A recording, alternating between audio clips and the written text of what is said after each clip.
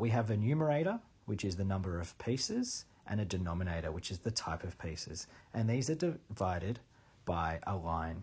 So this is the technical terms of those numbers in a fraction. So let's quickly explore this again with a few more examples to finish up. Here we have another chocolate bar. It is a whole chocolate bar, and I'm now going to cut it into equal pieces, making them fraction pieces.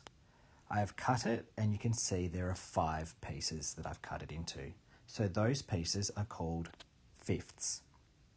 Now, if I decide to choose a few of those pieces, let's say the first 2, which I've coloured in green, then I would have 2 of them. So I now have 2 fifths.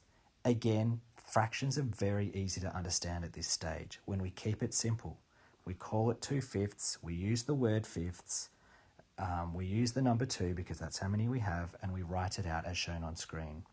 When we go to the next step with noting it down, that's where difficulty can happen. We just need to remember that the word fifths, or the type of pieces that we have, we can record using a shortcut method by ruling a line and putting the number that it represents it underneath, as shown.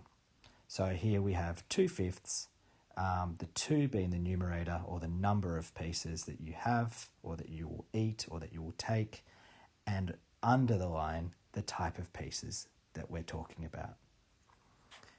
Next, here we have a piece of toast, and let's say we cut it up as shown.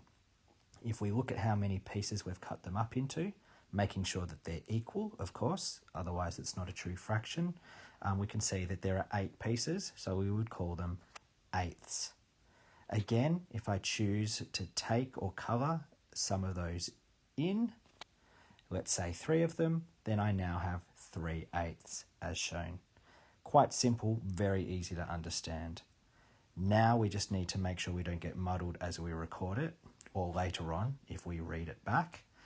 We just need to think about the numerator being the number that we have, and the denominator, or the bottom number, just telling us what type of pieces they are, and that is a shortcut method of recording the word of the fraction.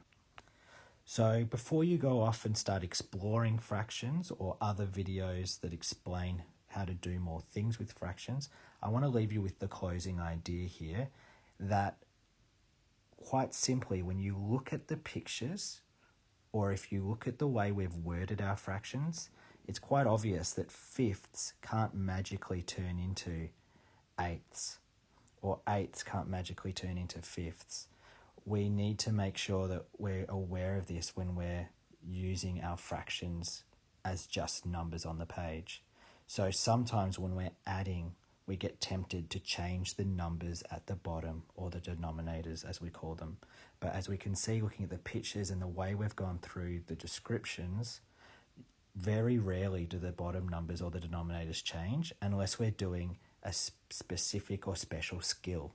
Again, something that I will go through in other videos.